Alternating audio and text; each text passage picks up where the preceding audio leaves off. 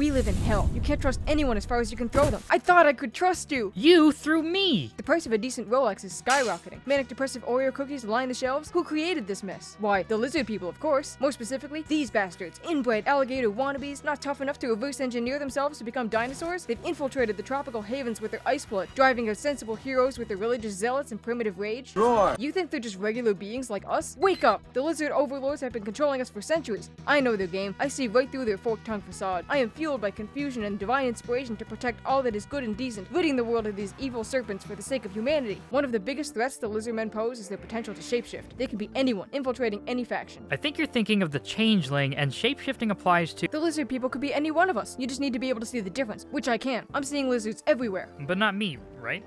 The task of reptile annihilation requires an emotional detachment, a cold and unbiased hand, someone who has no personal stake in a fight against the lizards. However, in this morally bankrupt world, such a champion does not exist, so Marcus Wolfhard is selected, as his personal obligations to serve France can be easily transferred into another dominating figure. Marcus starts off smack in the middle of a metric ass ton of Skaven and lizards, to his delight. This early in the campaign, the name of the game is money. I'll need to mobilize a second army as quickly as possible to ensure the lizards are double tapped. Though we're still training our newly awakened recruits, scavenging settlements without armies inside will aid in fortifying our rightful claims to land. We fortify Spectazuma as our primary awakening base and declare war on the first rock hugger faction, the Tlaxcalan Lizardmen. The simple-minded Blue Man group slink through the trees like the imbeciles they are. Our hunter front line served as a distraction for the Outriders to blast grenades through their skulls. When the bug-eyed creatures were in range, our spearmen skewered their eyes, effectively destroying their brains in the process. The conflict was so brief and one-sided, it could hardly be called a battle. With this strong start, I shelled out for a new army. The slithery scumbags requested a peace treaty, which I declined, and I took what I did not realize was their last settlement. Huzzah! But I couldn't celebrate for long because the bastard Bretonians declared war. These morons don't realize that the lizards are the real enemy. Perhaps they've been infiltrated. They're definitely hiding something vulgar under those mustaches and wigs, since humans have the vulnerability of an infant in a red shirt in the path of an enraged bull, and are so easily manipulated by the bug munchers. I am not eager to start shit with them at all, so I began signing non-aggression pacts left and right. However, my generosity and goodwill cannot be extended to the Alt-Kitsch Tzeentch, the mega-terrorist of amoral insanity. Only a feather better than the lizards, these freakazoids want nothing more than to kidnap you and your family, wear your skin, and piss on your rug, just for giggles.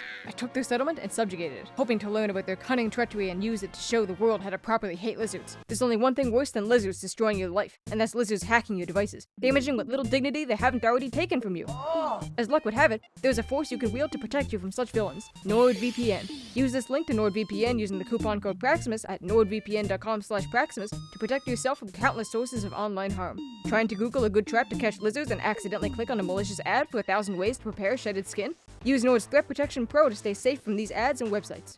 Have you ever played a game online with who you thought was a human, only to click on a link that they sent you and suddenly your internet speed crashes?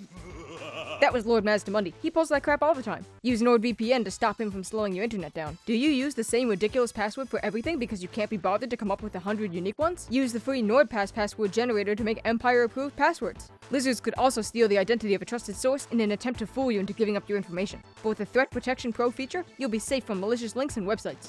Keep tic-tac-toes unsettling gaze away from your devices using this link to NordVPN and the coupon code Praximus at nordvpn.com/Praximus and get access to several invaluable tools to keep you safe online. Just then I heard a rustling in the bushes. Out walked Boris Todbringer, limping and requesting safe haven. I knew without asking that if the lidless lizards did this to him, he was determined to fight for the purity of a lizardless world. So I scrapped my second army and placed Boris at the helm. Maybe scrapping them wasn't necessary, but fuck them. I have Boris now. In celebration, I declared war on Itza, attacking Shakwa. Vastly outnumbering our enemy, we immediately sent our biggest blasters for their chonkiest lizards and turned their scrappy skinks into pincushions, rendering them into overused voodoo dolls before they had time to reach our front lines. Marcus proves himself to be more of a watcher than a player, shooting his shots and running away without becoming too involved in the combat. Indraco refused to take no for an answer, cartwheeling his way into Marcus's behind. But Marcus carried on without so much as a glance, refusing to acknowledge this garden variety trash. I foolishly allowed my troops to become scattered, but luckily, the tactic of lock 'em and shoot 'em enabled a win without too much human bloodshed. Keeping Marcus's army fighting in the upper areas of Lustria, I sent Boris's fresh faces to the ruined south where he could chase rats to his heart's content. Spotting a pack of dwarves next to one of my settlements, I quickly befriended these kindred spirits, becoming military allies. With Boris making rapid progress in the Skaven-infested ruins, he faces a rodent army too large to fight alone. Though Marcus is in need of some time to rest, we send the greatest tracker down to help out. As it happens, the Skavens hate the lizards almost as much as we do. However, the enemy of my enemy cannot be my friend, because he's just too gross. Like drinking toilet water out of preference and not because they ran out of money, or shitting where they eat and then sleeping there. Sending our grenade launchers to blast away the wolf rats leads to their army choosing to split in half. half, with a dozen Skaven slaves and warp fire throwers ravenously chasing down our horsemen. When my reinforcements arrived, they may as well have stayed home considering the distance from the fight. Sorry, Marcus, but fortune sides with the righteous, and the gutter gremlins cluttered up nicely for our cannons, and a world of hurt caught up to the land pigeons who scurried off back to their plague-ridden slums. Due to my recent hankering for construction money and violence, I began blasting through settlements without any means of protecting them once I pop out to get some milk. I discovered that someone on high is less than chuffed with my actions and sent out a lizard army to have their way with my settlements. I have no time for this shit, so I rapidly deploy Marcus to bash Creepus. Wait a minute, he's named Creep Us? I didn't realize lizards were connected to human trafficking. All the more reason to stomp them into oblivion. A cluster of dark elves existed in my periphery, appearing to also fight lizards. While dark elves are nothing more than degenerate criminals, I feel they are exercising good judgment, and I choose to leave them be. Boris managed to outsneak the rat fiends, stealing their ruins and punishing them for their lies. They repeatedly said they hated the lizards, but their shared beady eyes, despicable mutated creatures, are a clear link. Good lord, what is that? With more Skaven shipments arriving soon, it became clear that we needed to leave Boris stationed in the local rat-tropolis Squeakeasy for the time being. Suddenly, the once thought to be benign dark elves stole one of my peaceful towns, rocketing us into a war. Neither of my armies were stationed close enough to properly stop them, but Marcus happened to be next door to their unoccupied land, and thus the arms race of settlement stealing began, swiftly infiltrating and indoctrinating them with our personal views until the dark elves offered 3,000 doubloons to stop the zero-sum fight. I was glad to make peace with them, as they aren't lizards, just regular idiots that didn't realize what competent people they were fighting with.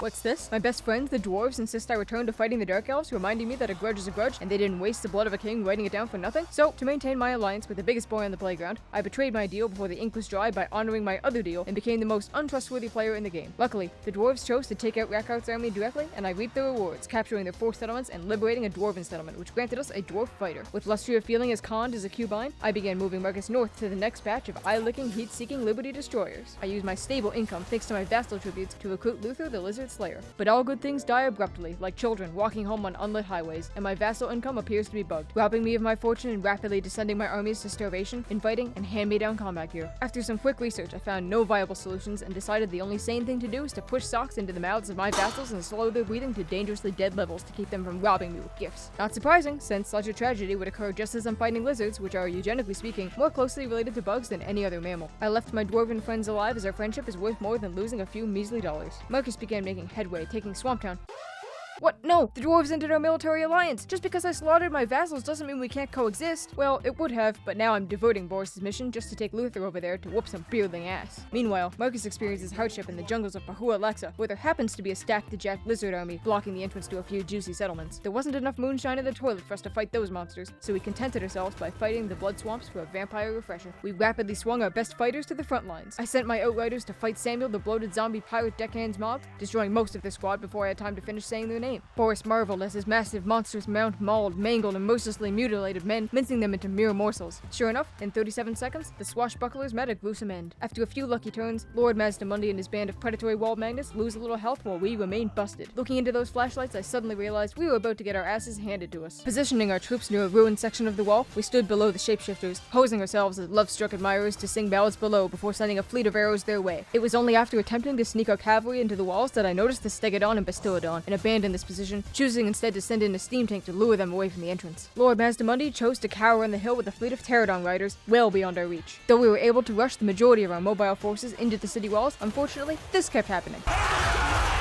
Worse yet, whenever my outriders finally made progress up on the hill, Lord Mazd would sneak away to the other end of the citadel. Finally, after several minutes of chase, our tank caught up to him, but his hulking throne was incredibly resistant to artillery. As the enemy influence and morale slowly depleted, and our numbers kept dropping to serious lows, we edged our cannons as close as they dared, with 2 tanks hammering their lord from behind. It was finally time for the lizards to collapse in a disgusting heap, evaporating on the earth and ending the battle in our favor. While this battle ended in victory, it was not even close to the first attempt. Lord Mazdamundi is one bad motherfucker. With nothing but corpses for vassals, the negative income bug persists, causing me to panic and purchase as many income-generating buildings as possible, plummeting my balance to $0. But a simple lack of life-sustaining nutrients or a place to call home could not stop Boris, who continued attacking the vampire coast, despite his rations consisting of 2 grains of rice and most of his belt. With my artillery taking fire and my front line quickly finding their final resting place in front of the castle gates, it was clear that the vampire's missile capabilities would be the greatest threat. Boris flew to the flying bombers. Gotrek, Felix, and Jorik Grimm scaled the walls to capture control points to gain ownership of the gates. The scurvy vampires soon learned to shield shield themselves from cannon fire, leading me to friendly fire my greatswords. Seas of pirates drowned my wall-bound men until I was able to sneak up some soldiers to the main gates, allowing a flood of my own, and with that, victory fell into our lap. Though another keratin-faced army is hot on our heels, it's time to go to the Southlands in search of some more lizards who aren't sent by some anti-war flower child. Out of nowhere, Boris overhears Abrilla Coronet telling her army she finds Luan to be a slippery, snake-like character. Snake-like? Isn't snake the French word for lizard? Noticing Luan on the coast, relatively close to Marcus's army, it was time to hunt for this berate monster. Thinking quickly, but not deeply, I declared war on the Freedom Friars of Lustria, taking their only settlement and thanking Avril for her handy info on Luan, to which she stuttered out a denial, which suggests that she is in too deep with the lizards. Marcus arrived in Longwy, which was luckily ruined, and we could easily set up shop. With the remnants of confidence flowing through our veins, we attacked Corone, only to find a massive army and garrison inside. To make matters worse, our declaration of war on the slippery trader incenses Luan's plethora of brainwashed enemies, including Marcus's Isle Franz, to poke their heads out of their asses and seek us out. Acting quickly, we broke the siege and buzzed like flies, hoping that Luan's lizardy form would prompt him to give chase. Confirming my horrified suspicions, we stormed him on the field. Not only is Luan a lizard, he's also a little too into his horses, which make up the majority of his army. Such disgusting proclivities make this pervert unfit to lead. With no choice but to engage in horse-on-horse combat, we attempt to scatter the forces and pummel Luan with our strongest units where he cannot be rescued. Marcus, matched with the enemy hero, found himself swatting at a horsefly alone in the field, but luckily, our cannons and archers picked up the slack. With the Frenchmen routing or otherwise floundering in the field,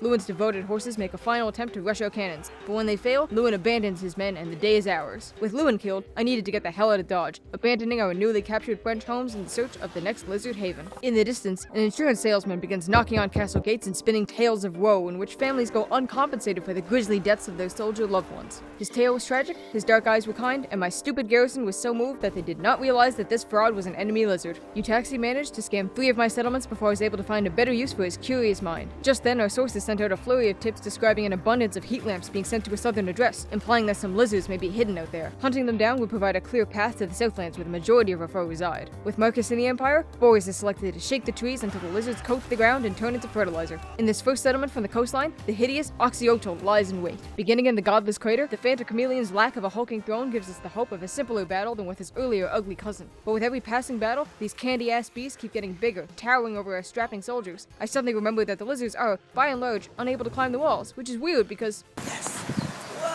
As Boris's army stormed into view, I needed immediate access inside the walls, which somehow our boy Roderick was able to achieve, though the horses could not seem to heave themselves inside. With many leggy snakes dispatched to the top of the gate, I sent swordsmen and heroes inside to be swarmed as Boris swooped in to gobble up the enemy leader. The mob at the gate became overwhelming for the spineless savages, who dispersed enough for our cavalry to enter, giving us the advantage we had been looking for. Oxycodone hid on the sidelines, firing light bulbs into our troops as his units perished. With our landship inside the citadel, victory was rapidly achieved. Back in the Empire, I heard tell of this Elspeth character, with a sleek head, soulless eyes, and spikes lining her shoulders. There was something despicable about her that I just couldn't place. Then it hit me. Elspeth. Elizabeth. Liz. Lizard! I sent a few grenade launchers to blast away the enemy front lines, but unfortunately, these devils had a similar idea, sending spells our way as we both began blasting artillery with a vengeance. Leaving the grenade launchers as bait totally on purpose allowed for the decimation of their great swordsmen. Elizabeth stood unguarded like an idiot, suffering cannon fire to the face for her sweet gesture of apparent surrender. With no idea as to why she chose to offer herself without any warning, we happily accepted the easy win. Meanwhile, back in Lustria, Luther fended off the aggroed lizard army sent due to our hostility.